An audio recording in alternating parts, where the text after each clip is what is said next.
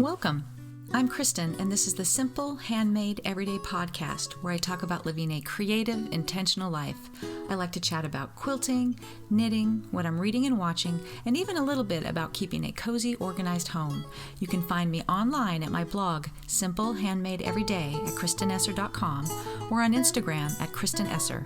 I've got my cup of tea in hand, so let's settle in for a chat. Hi, and welcome to episode 8. Things have been happening around here. It's the Tuesday after Mother's Day, so I hope that all of you mothers out there had a wonderful day, being appreciated and perhaps appreciating your own mothers. I had a good day. Chloe came up from college, so everyone was here, and I'll have to take a picture of it, but my Mother's Day present was this thing that I requested, and it's called an egg chair. We saw it at the garden center that we went to a few weeks ago, and we started doing the garden, and it's hard to describe, but it is like a big chair that's like sort of like a wicker or rattan type deal. It's like half a sphere, and it dangles from a chain, so it's like swings. And it was kind of expensive, but I felt it was just going to be like the perfect addition to our like seating area outside. And it is. It actually got here. Gary went and picked it up the Friday before Mother's Day, and it's so much fun to sit in. It is everybody's favorite chair out there, and it's just so relaxing.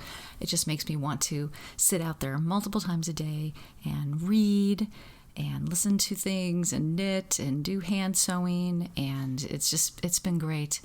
Every time I look out there, somebody's sitting in it. So it's a super fun addition to the backyard. I forgot to mention that the tea that I'm drinking today I got for Mother's Day. It came in the cutest purple, like lavender tin. It's Harney & Sons. I swear I'm not sponsored by Harney & Sons. I just really like it. Here, I'm grabbing it. It is Dragon Pearl Jasmine. It's like loose leaf tea, but it's actually in these really high-end tea bags. Usually it's called Dragon Jasmine Pearls is how I usually know this tea. And like every leaf is rolled up into like a little ball. And so when you put it, if you put it in a clear container, when you pour the water in it, like my little perfect tea maker, you can watch them unfold, and it looks like some underwater creature. But I love jasmine tea. And I've been realizing that I have been missing green tea. It's a green tea. I didn't mention that. And when I realized that, I just went on Amazon and put some on my wish list for Mother's Day. And so that's what I got. So that is my tea for today. And it just came in this sort of beautiful lavender tin. I'll take a picture of it and put it in the show notes. But I highly recommend that tea. Mother's Day weekend took on a little bit of a weird twist. I'm going to start calling it the curse of Mother's Day weekend, because this is 3 years in a row where people have gotten sick and just things have gone wrong, which have sort of made it so that it was not the weekend that we were planning on having. This year, my husband woke up on Saturday with a pinched nerve in his neck or shoulder. We don't really know. And has been basically flat on his back ever since. You know, he cannot stand for any period of time. We've taken him to the doctors a couple times. They're still trying to figure out what it is and how to relieve his pain. But it's awful. And I hate seeing him in so much pain. And it really makes you appreciate how tenuous things in life can be. You know, that he went to bed on Saturday night, a perfectly normal human being, and woke up rather incapacitated. And that, things can just really change on a dime. And so it just is making me reflect on the fact that we just need to be grateful for every moment that things are going well. And so, you know, ultimately, all my kids were home for Mother's Day, and everyone except the husband is healthy.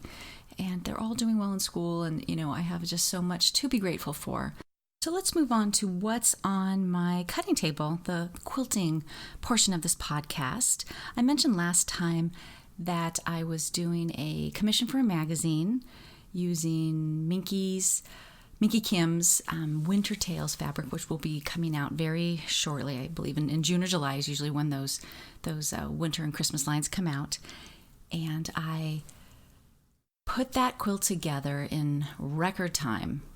really in less than a week with basically 2 really long sewing days, which is not my preferred method of sewing, but it does feel like a luxury to really just to sit and quilt all day. So what I ended up doing is I took my design wall, and I've talked about several times on the podcast and on the blog, and it is 48 inches wide. This quilt is wider than 48 inches. So I ended up turning it on its side so that it was 7 feet wide and 48 inches tall.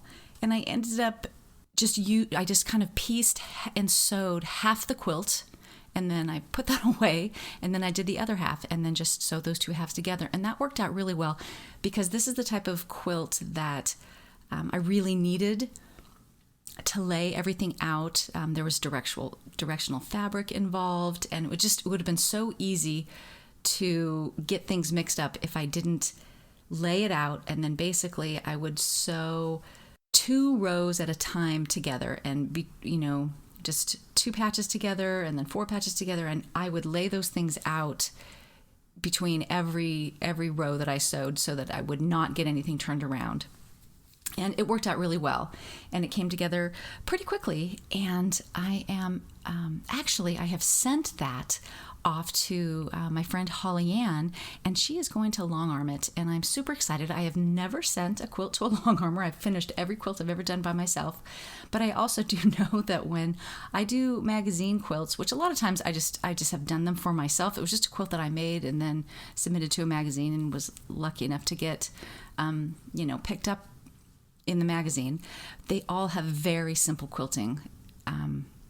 Some of them just that decorative wavy line stitch, every inch or so, which I actually love. That is one of my favorite types of quilting, but it's super simple. And I also do like to have some simple quilting in some of these magazine quilts, because sometimes when I look at quilting magazines and I see that every quilt is, beautifully custom quilted by a long armer, I feel a little deflated, because I just think, well, I can't do that. And so my simply quilted quilts are a gift to people who can look at it and go, oh, I can do that.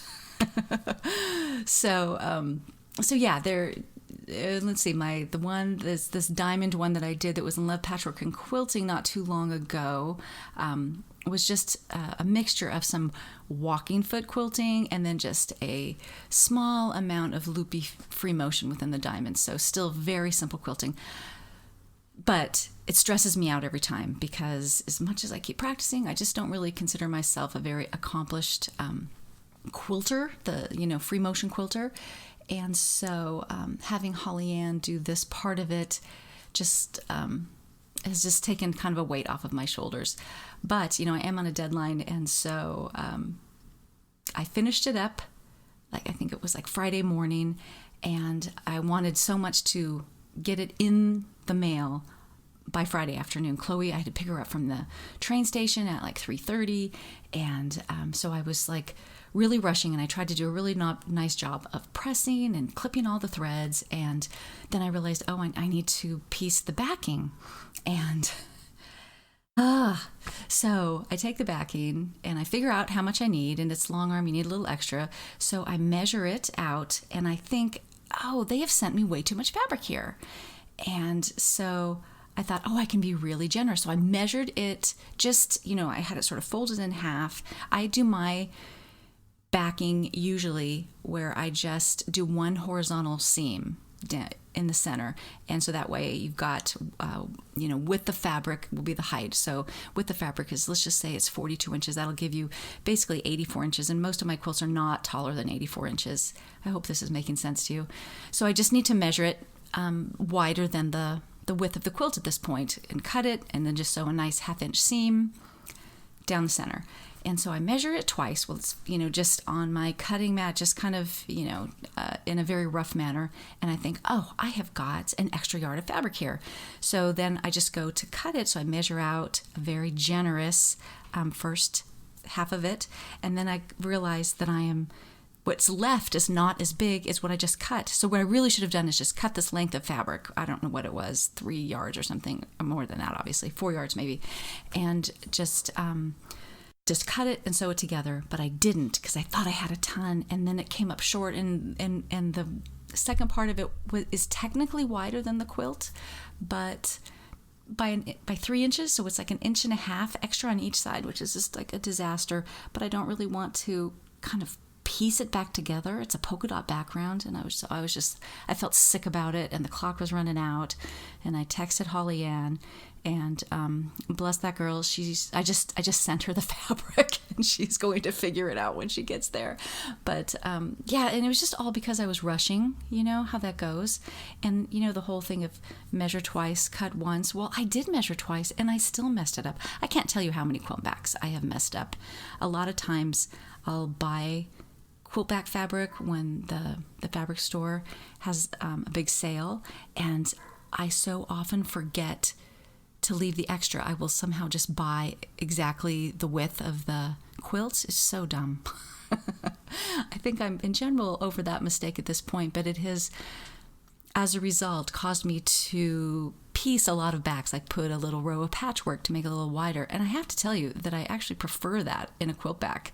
I like a little interest on a quilt back. Otherwise, it's so kind of boring when you look at it. But that said, when I get to the point of doing a back, I'm so over the piecing part of it that I just want to get the back done and get it basted and quilted. So I'm a bit schizophrenic when it comes to that. Anyways, Holly Ann is mulling the quilting for it, and I'm super excited about some of her ideas. And so that is off my table for now. After the epic journey of piecing that quilt top, I kind of walked away from the sewing machine for a couple of days, and I'm now kind of looking for what's going to be my next piecing project. I do have still the pineapple quilt and the Quilts for Cure quilt sitting there untouched, ready to be quilted. So I think I might leave both of my sewing machines set up for a while so I can have one set up ready to go for quilting and one where I could start piecing. And maybe my next project will be something with, I'm getting to be a little loyal here, Minky's new line that just came out called Serendipity. On Mother's Day, she appeared on my doorstep with this little bakery bag. It was so cute, of kind of a fat quarter bundle of her new Serendipity fabric. And I'm looking at it right now, and almost half of this little stack of fabric are low volume prints. And how rare is that? I feel like I love prints on white, and they just don't exist that much. And so she has a lot of really beautiful low volumes here, and pinks and aquas, and so light pinks and brighter pinks, aqua and navy. It's a really cute fabric line. So I've been kind of mulling over what I want to do with that. I haven't quite decided yet, but that probably will be my next piecing project. On Mother's Day, it was such a beautiful day. Well, it actually started out cloudy, but it ended up nice and sunny by the end of the day.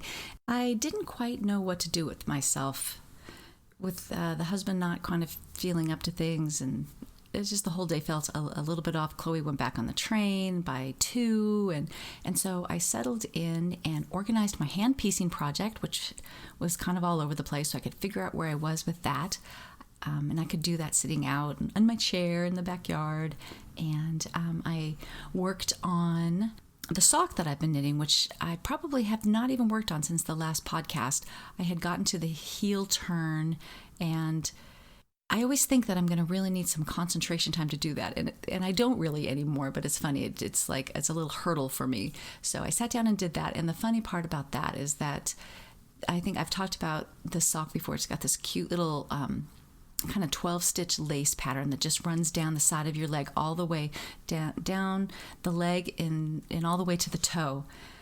And I don't do socks that usually have this kind of a detail, so the cuff all went fine. But then as soon as I started doing the gusset, once I got past the heel, I just started knitting in my normal way and completely forgot that I was supposed to be doing this little lace detail. and I cannot bear to go back and rip that out. So it will just have this little lace pattern on the cuff, and then the foot will be plain, and I think that's fine. But I was a little disappointed at some point when I realized, oh, you should have picked that back up. So that's really the only thing that's on my needles right now is that sock, and I'm totally losing momentum about knitting all the things that I was going to knit for Chloe for Norway, which is starting to get real. The whole Norway thing. She's actually flying up to San Francisco to appear in person at the Norwegian embassy to apply for her visa. You have to do it in person. It's the craziest thing. Yeah, when your college student tells you that they want to do a semester abroad and that they swear that the school has told them that it doesn't actually cost anything more to do the semester abroad, I would like to tell you right now that that's a lie. Yes, tuition is the same. Living expenses may be similar. I think in Norway it's a little bit more expensive, but there are plane tickets, there are visa costs, there are plane flights to San Francisco to go to the embassy to apply for your visa. There are winter clothes to be purchased and shipped there or sold. I don't know what we're going to do about the whole clothing issue yet, but yeah, so it's been eye-opening. I am thrilled that she's going. I think I'm glad that we are able to swing this for her, but every week brings up new things that you just had never thought about before. So anyways, yeah, if I could get these socks done, maybe finish that sweater, and someday I will revisit the colorwork mittens, but not now. And I think I probably will be doing more knitting in the summer, even though I know that sounds weird to people, but again, it's portable and it's something that I can do outside, which is really nice. And then when it gets hot, then I'll get back to the sewing machine where the air conditioning is, and I have a nice fan in my sewing area. So that's the only thing that's really happening in the knitting side of things. I also mentioned one or two podcasts back that I was going to do some visible mending on a pair of jeans that I have. I think it was probably 2 podcasts ago. And I have not done that yet because I have the book, Visible Mending, coming to me today. I got the notification that it had shipped and it should be here today. So I'm actually going to stop and go look up the name because I want to tell you who wrote this book and I can't remember off the top of my head. It is Jenny Wilding Carden, and she wrote a book from Martingale called Visible Mending, and she is also Visible Mending on Instagram. She has a great Instagram feed. So that book's coming today, and I'm hoping to read up on the technique and get it inspired. And I'm looking at this old pair of jeans that has part of the pocket coming off. That's where I want to do the mending. I noticed that the other pocket, the stitching's coming out of there, and these pants, these jeans are so well worn that, they're kind of just wearing in the knees. They're wearing in all kinds of places. So I have a really nice canvas to try out all these different techniques. So I'm very excited about that, and I will keep you tuned in on what's going on with that. I think that the last time we talked about books, I was saying that I was in a bit of a funk with my reading, but I did read a book in record time in the last couple weeks that has been very popular on the book club circuit, and it's called Eleanor Oliphant is Completely Fine. I used to be part of a book club that for a number of reasons, it just didn't really work out for me, but I have a number of friends that are still in that book club, and they read this book, and people were recommending this to me left and right, and I've just seen it online. It's kind of making the circuit, and I actually had it on hold at 3 different libraries, both the paper copy and the ebook version, which it was recommended to me to get the ebook version because the character in this book uses a lot of kind of high-end vocabulary, and it's really nice to be able to just, do that thing where you just kind of press on the word and the dictionary comes up. But I ended up with the paper copy, but I actually did really look several words up so that I could understand it better. And when I picked up this book from a neighboring library, it was brand new. And I mentioned that at the library in my town, I was like 24th on this list of, 60 people who were waiting for this book. And she said, oh my gosh, we had to buy more copies. It's like insane how popular this book is. So anyways, it was delightful. It was not exactly what I was expecting. It's about a pretty quirky character, and kind of you follow her through a kind of period of transition in her life, and what that means for her and the people around her, and the kind of the things that have happened in her life are slowly revealed to you. And it was just really delightful. It's a quick read. I laughed out loud.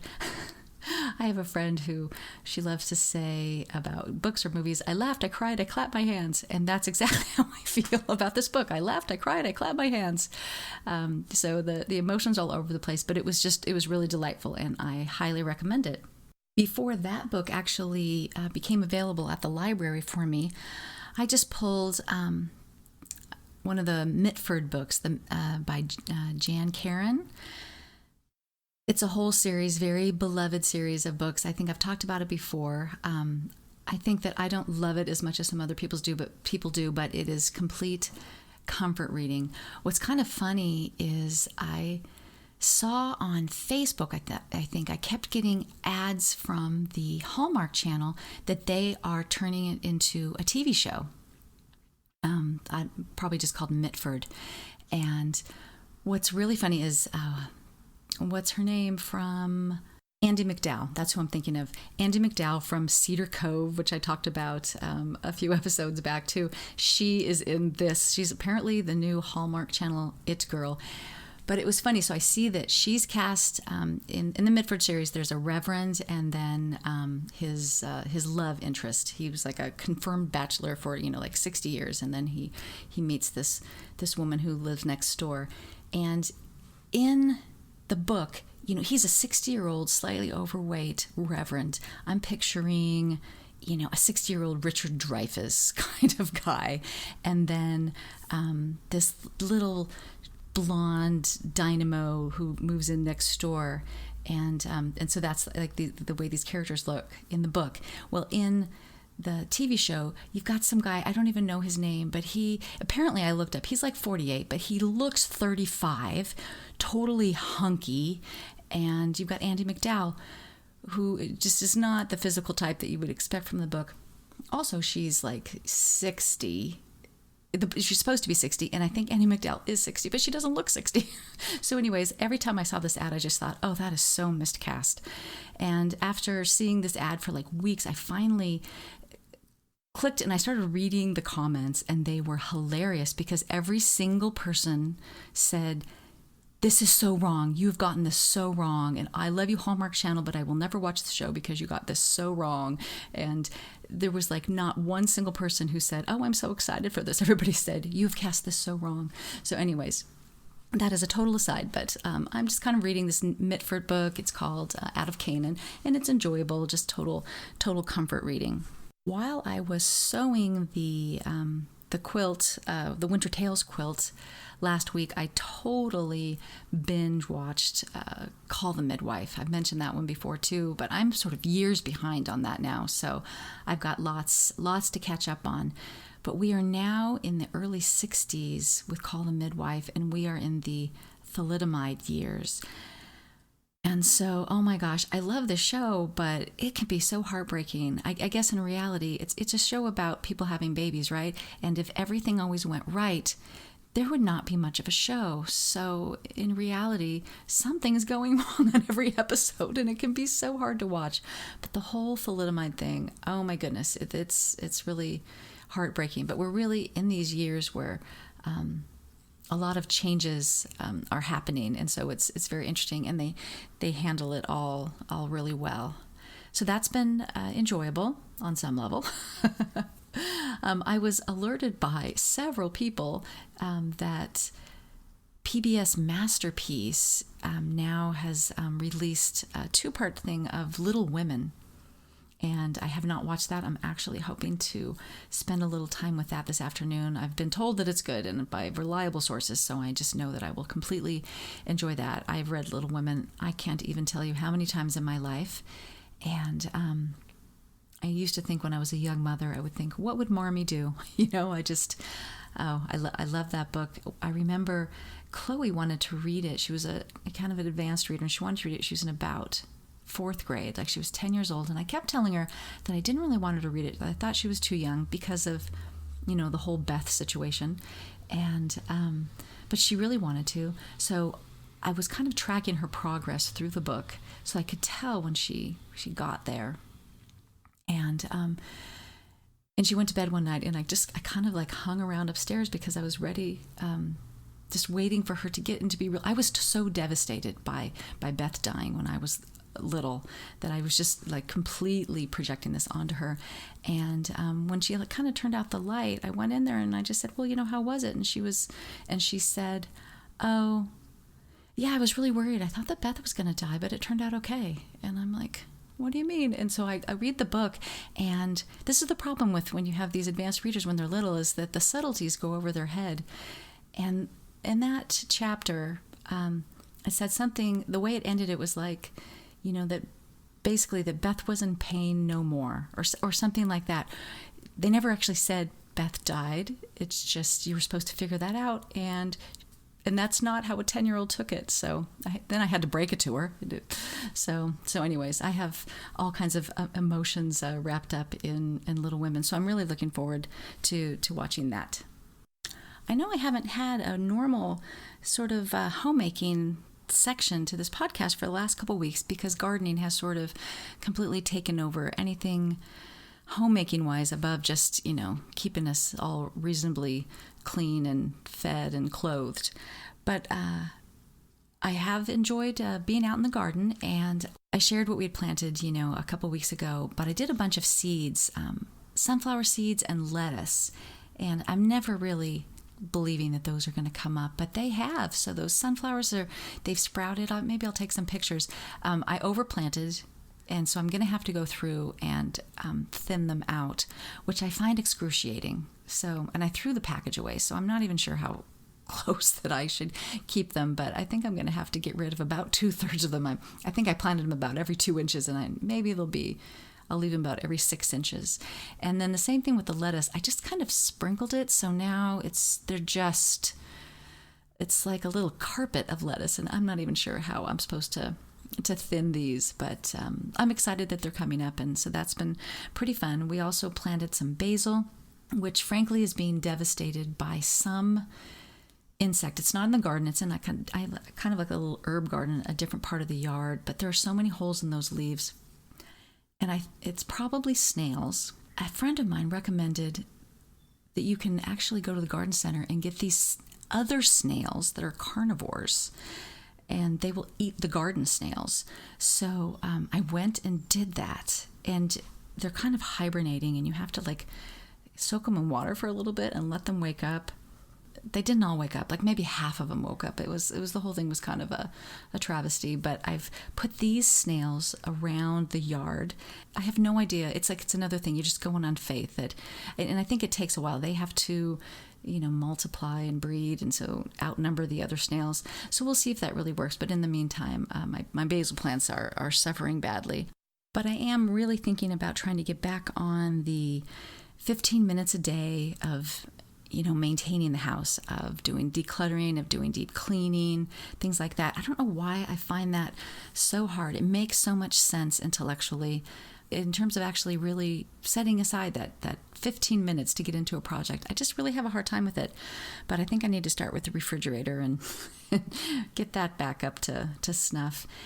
I think I mentioned last time also that I just had this whole number of things that I was procrastinating on, including picking Jonah's senior pictures and doing the announcements. I'm happy to report that I've done that, and I've laid out the announcements, and they look really good. So I'm really happy about that. And that's another thing that I can just do a little bit, 15 minutes a day, and just knock those things off that start to weigh on you.